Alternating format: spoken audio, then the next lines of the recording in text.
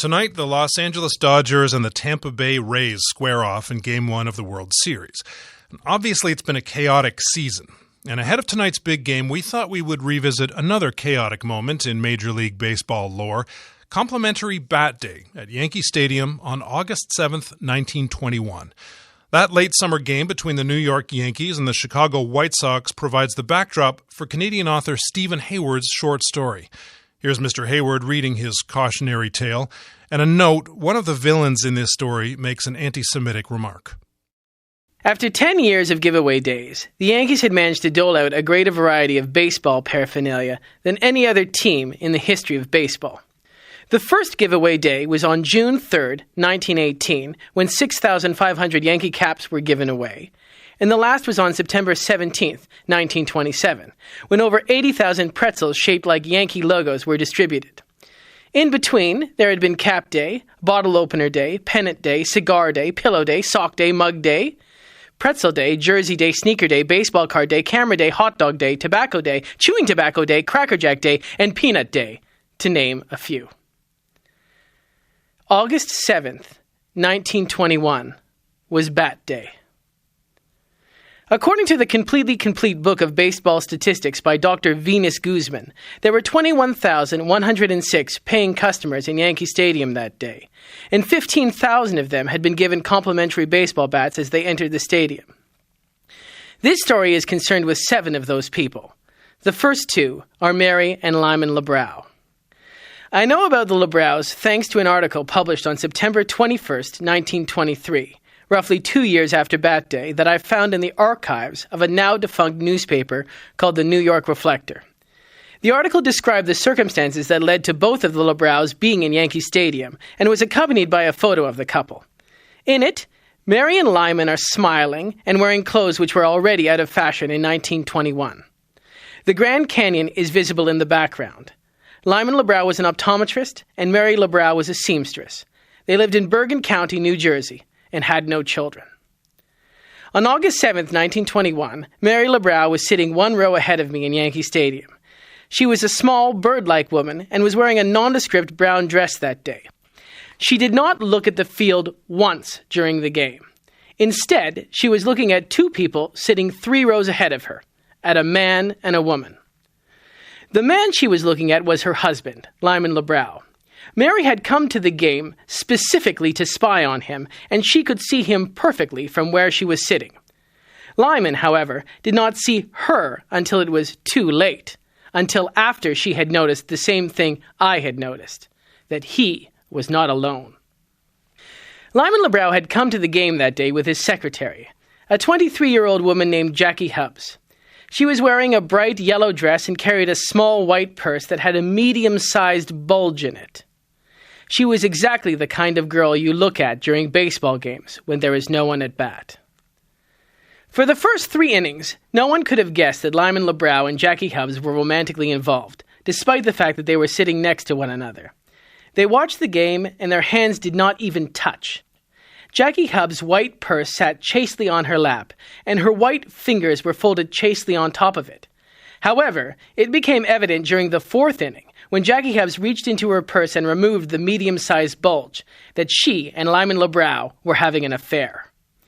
I suppose that today, she and Lyman LeBrow could have complicated sexual intercourse in the stands behind third base, and no one would think or say anything. But those were different times. On August 7th, 1921, Jackie Hubbs caused a sensation in Yankee Stadium by eating a medium-sized Granny Smith apple. She shined the apple by rubbing it extensively and energetically against her bright yellow dress. Instead of biting into it, she licked it 3 times, extraordinarily slowly, and handed it to Lyman LeBrow. He looked at the apple, took a bite, and gave it back to her. Jackie Hubbs stroked the white part of the apple with her finger, and then touched Lyman LeBrow's lips, softly. And Mary LeBrow sat perfectly still, 3 rows behind them, watching. Those are the first 3 people who matter in this story.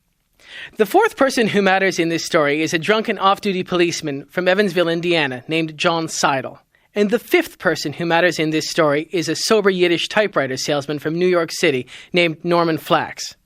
John Seidel was sitting in the seat to my right, and Norman Flax was sitting directly in front of me. I know that Norman Flax was a Yiddish typewriter salesman from New York City because he stood up in the bottom of the second inning and introduced himself to a rabbi who was sitting behind me. Norman's mother was sitting beside him, and it was she who pointed out the rabbi to her son. Clearly, Norman Flax was the sort of salesman who was always on the lookout for rabbis. "I'm Norman Flax," he said, reaching over my head to shake the rabbi's hand. "If you need a Yiddish typewriter, you know who to call." "I've already got a typewriter," said the rabbi. "What should I need another one for?" "Maybe you don't need one now," said Norman Flax, "but you never know. When you do need one, call this number and ask for Flax."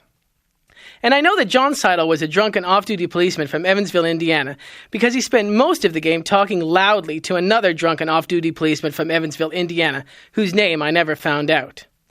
"I gotta take a leak," announced John Seidel in the bottom of the fourth inning, just as Jackie Hubbs was reaching for the medium-sized bulge in her purse. And when John Seidel has to take a leak, John Seidel has to take a leak. John Seidel was the sort of man who habitually refers to himself in the third person, and that is why I happen to know his name. "What do you want me to do?" asked the other off-duty policeman from Evansville, Indiana. "Ah," replied John Seidel as he was standing up, "you're hilarious." Now, John Seidel was a big man, and when he stood up to make his way out into the aisle, he steadied himself by putting his hand on the shoulder of the person sitting next to him, and he almost fell down. It was not a shoulder that provided much support, because it was the shoulder of a 10-year-old boy. It was my shoulder. That was me. I was sitting beside the sixth person who matters in this story. Unlike the majority of people in the stands behind third base that day, the sixth person who matters in this story was concentrating on the game. His real name was Giovanni Spadafina, but everyone, even my mother, called him Samson Spadafina. He was my father. My father worked at the Heinzman Piano Factory, where he was one of 23 men responsible for the manufacture of the tiny hammers that strike the strings inside Heinzman pianos. He had come to New York from Italy in 1911 with my mother. The name of the ship, he used to tell me, was the Santa Maria. This was something that he said repeatedly. Like Christopher Columbus, my father was from Genoa, and the fact that he landed at Ellis Island in a ship called the Santa Maria was of great symbolic importance to him. It allowed him to claim, only half ironically, that he had arrived in the New World in the same vessel as Columbus.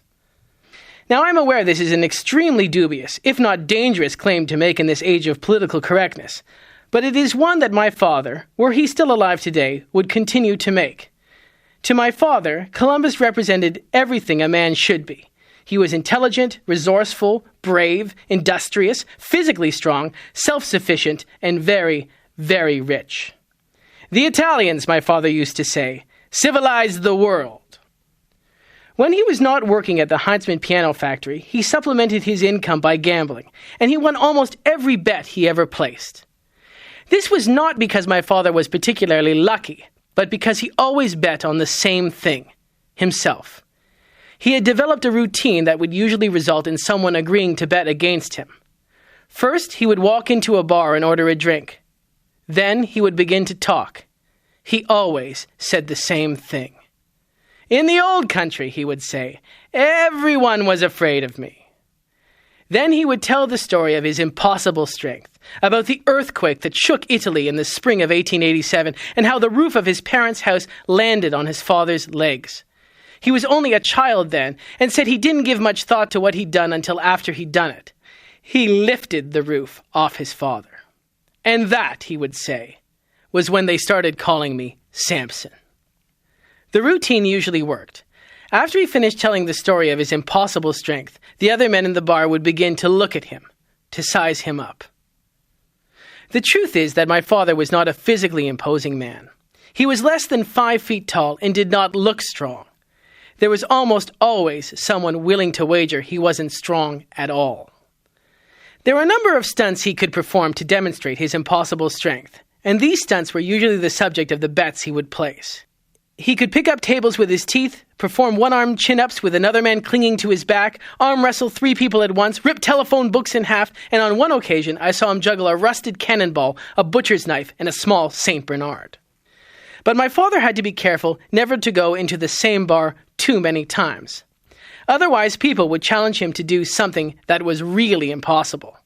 This was what almost happened when he won the tickets to the Yankee game. I was with him that day. My mother had sent us down to West 88th Street to the Columbus Bakery to buy a loaf of bread. On the way, he stopped into a bar called O'Malley's and ordered a drink.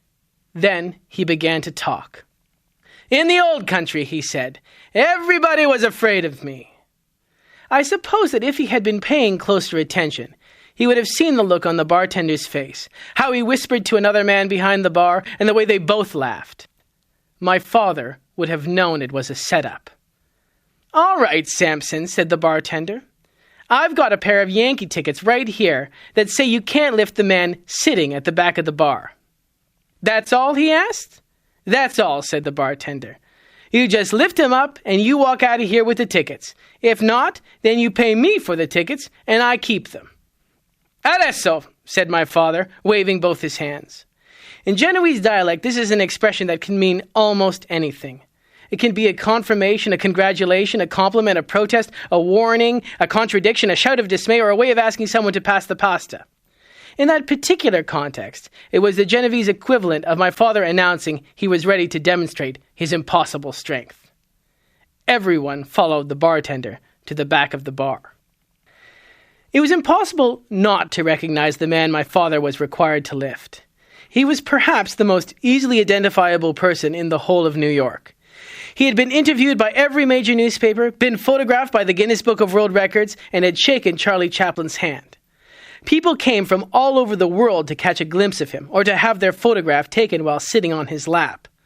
He had a concession at the foot of the Statue of Liberty, and it was rumored that he made a pretty fair living. His real name was Brian Flanagan, but everyone called him what the papers called him, the fattest man in New York City. He was sitting at the back of the bar in a reinforced steel chair which had been specially constructed to bear his weight. He looked like he had been born in that chair. When my father saw the fattest man in New York City, he looked worried. He wiped his hands on his pants. That meant that his palms were sweating. I knew this was a bad sign. My father had palms that never sweated. "I've made a bet," he whispered to me. "I have to try."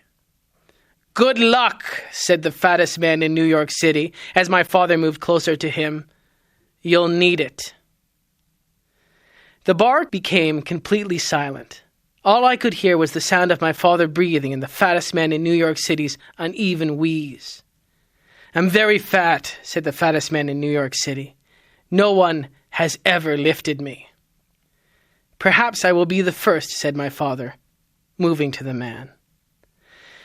Now, I knew exactly what my father was thinking. He was thinking about Columbus, about being first. I remember watching my father as he paced circles around the fattest man in New York City, and for the first time in my life, I worried about him. I'm not sure exactly how it happened. "Adesso!" called out my father, and in a split second, with one perfectly fluid clean and jerk movement, it was over. He had somehow taken hold of a foot and a shoulder and lifted the huge man over his head. The fattest man in New York City looked worriedly at the floor and vomited. My father quickly put him down, picked up the Yankee tickets, and walked out of the bar, wiping off one of his coat sleeves. "Don't tell your mother about this," he said when we were out on the street, "and I'll take you to the game tomorrow." They were good seats, but they weren't great seats. My father didn't seem to mind. That was before television, and he had never seen a baseball game before. He had no idea what was going on. "I understand the strikes," he said to me, "but what's a ball?" I was about to explain when Babe Ruth came up to bat. He is the seventh person who matters in this story. Now, in the bottom of the ninth inning, only the core of Jackie Hubb's Granny Smith apple remained. She held it between her lips and made a loud sucking noise that drew the attention of everyone sitting in the stands behind third base. I think even Lyman LeBrow was embarrassed, although he didn't look like he was about to complain. Mary LeBrow found that she could not contain herself any longer. She stood up and spoke to her husband. This is what she said. "Lyman, you snake, I'm going to kill you." Unlike myself, John Seidel and the other drunken off-duty policemen from Evansville, Indiana, were paying no attention to the domestic dispute occurring 2 rows ahead of them. They were deep in conversation. They had already discussed criminals, the criminal mind, specific criminals John Seidel had arrested, the difference between criminals in New York City and criminals in Evansville, the trouble with John Seidel's kids, the trouble with all kids, the trouble with John Seidel's wife, the trouble with having a wife at all, and then, finally, in the bottom of the 9th inning, they began to discuss the 1919 World Series and who was responsible for fixing it. "It's them Jews that done it," said John Seidel, loudly. "I don't know," said the other drunken off-duty policeman from Evansville, Indiana. "John Seidel is here to tell you," said John Seidel. "It's them Jews." "Ain't none of them players that were Jews," pointed out the other man. Norman Flax turned around in his seat to see who was speaking, and then went back to watching the game. John Seidel saw him turn around and kept talking. "It don't matter that none of them was Jews," he said, sounding so ugly that even Norman Flax's mother turned to look at him. "It was them Jews. They're the ones with the money." That was when Norman Flax stood up. "Which Jews exactly?" asked Norman Flax. "Just tell me which of them Jews it was, so I can get them." "Sit down, boy," said John Seidel. "You don't want no trouble from John Seidel." "I'll sit down," said Norman Flax, "when you shut up." That was when John Seidel stood up. Babe Ruth stepped into the batter's box. The pitcher threw the first pitch. Babe Ruth took a swing and hit a high, foul ball into the stands behind third base, right where we were sitting. If it had been any other day at Yankee Stadium, nothing would have happened. It would have been a foul ball and the game would have continued. But it was August 7th, 1921. Bat Day. Everyone swung at exactly the same time. Mary LeBrow reached across 2 rows of seats and attempted to hit Lyman LeBrow with her complimentary bat. Lyman saw the complimentary bat coming at him and ducked out of the way. In fact, everyone sitting in that row ducked out of the way, with the conspicuous exception of Jackie Hubbs, who, with both of her eyes closed, was preoccupied with sucking an apple core. The complimentary bat hit her in the face and flattened her nose completely. There was a strangely silent moment just before Jackie Hubbs began to scream when she reached up to her nose and found it gone.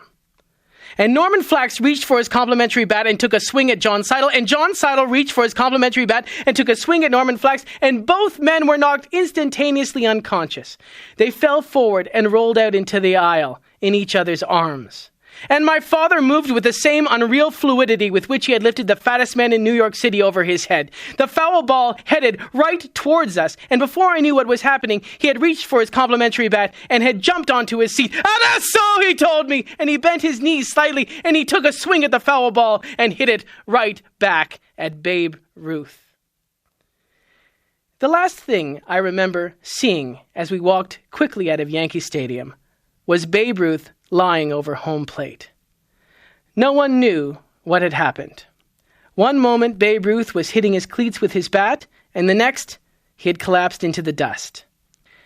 We walked straight home, and my father did not say a word. It was not until we got to our house, until he had opened the front door, that he noticed the bat was still in his hands. "Carmela," he told my mother, "I think I killed Babe Ruth." What happened next happened very quickly. My mother decided that we had to do something.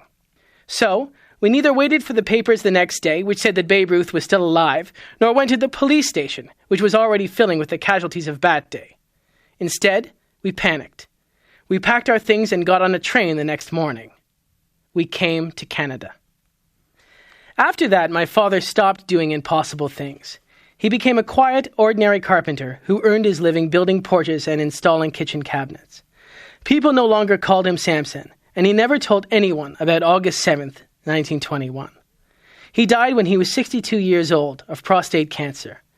They sent him home after the treatment had failed. His hair had fallen out, and he was completely blind. The last picture of him was taken just before he died, at my daughter's 5th birthday party. He had already been sent home by the hospital.